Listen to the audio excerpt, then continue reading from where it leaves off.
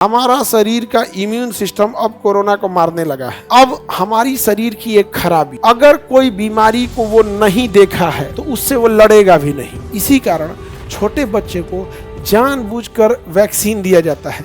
जब हम उसे खसरा का इंजेक्शन देते हैं ना, तो खसरा का वायरस उसके अंदर डालते हैं। कोरोना वैक्सीन जब लगता है तो हमें बुखार आ जाता है, और जैसे बुखार आ जाएगा सर दर्द करने लगेगा, हम लोग का शरीर शिथिल पड़ जाएगा, एकदम बुखार आ जाएगा। जब शरीर में बुखार आएगा तो एंटीबॉडी कहेगा कौन मारा है रे, तू जाके देखेगा नया मेहमान आया है, नया है। तो देखिएगा पहिलका में ढेर बीमार पड़ते होंगे, दूसरका में उतना नहीं।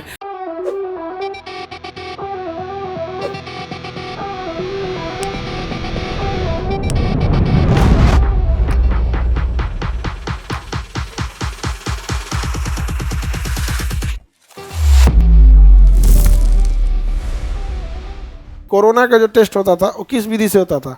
RT-PCR। कैसे होता था? RT-PCR। क्या कोरोना खत्म हो गया है? हमारा शरीर का इम्यून सिस्टम अब कोरोना को मारने लगा है। अब हम लोग कोरोना को क्या करते हैं? निपटा देते हैं। स्टार्टिंग में हम लोग नहीं निपटा पाए थे। हमारे ब्लड में बहुत सारे एंटीबॉडी हैं, बहुत सारे एंटीबॉडी। लगभग हर बीमारियों के लिए हमारे शरीर में क्या है? एंटीबॉडी है। तो अगर हमारे शरीर में एंटीबॉडी है तो हम उस बीमारी से जीत जाएंगे, हार जाएंगे? ठीक है। और अगर एंटीबॉडी नहीं है, गए। अगर एंटीबॉडी नहीं है, हार जाएंगे। अब हमारी शरीर की एक खराबी, अगर कोई बीमारी को वो नहीं देखा है तो उससे वो लड़ेगा भी नहीं, कहेगा इसको हम नहीं जानते हैं कौन है ये, समझ गया? अब तब तक उस शरीर को तबाह कर देगा। तो शरीर के अंग गरियाएंगे से एंटीबॉडी को, रे चोट्टा मार काहे नहीं रहा है इसको, देख हमको कितना क्षतिग्रस्त कर दिया। तो हमारा ब्रेन जो है ना, वो बॉडी को आदेश देगा टेम्परेचर बढ़ा दो। जैसे टेम्परेचर बढ़ेगा, शरीर को बुखार आएगा, तो एंटीबॉडी तब जगेगा, कौन मारा रे, कौन मारा है, कौन मारा है। सोचा तो नहीं तो पहले कहीं नहीं जगल था। तो सोचिए अगर खतरनाक बीमारी है तब तो निपटा चुका रहेगा, ये चिल्लाते रहेगा कौन मारा कौन मारा।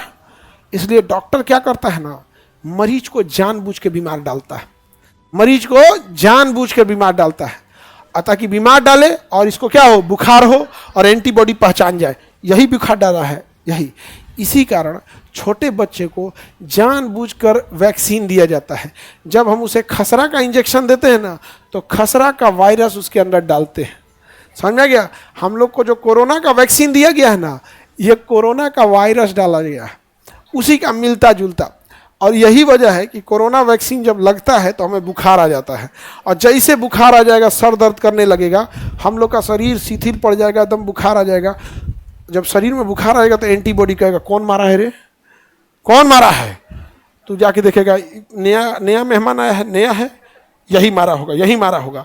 तो अगल बगल की मांसपेशियों से पूछेगा, कहेगा हाँ एकदम टाइट हो गया है, यहाँ पे क्या हो गया है, टाइट हो गया है एकदम, यहाँ पे घाव बन जाएगा, टाइट हो जाएगा।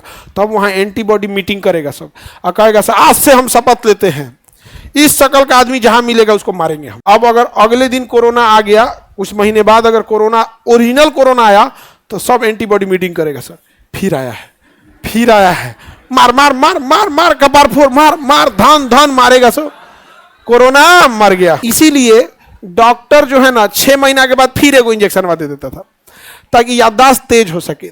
तो देखिएगा पहिलका में ढेर बीमार पड़ते होंगे, दूसरका में उतना नहीं। दूसरका जब ले लेते हैं तो बीमार तो फिर पड़ेंगे ही पड़ेंगे, और तब तक संभाल कौन लेता है? एंटीबॉडी। अब मारता है दंदना के, अब ब्रेन को कहता है कि चाचा चीन गई लो हम, ये कब्बो बेटा जी तो काट दे तो कुटी कुटी करा, समझ गया? तो दोबारा 1 साल के बाद एक बार और वही वायरस में डाला जाता है, कहते हैं बूस्टर डोज है।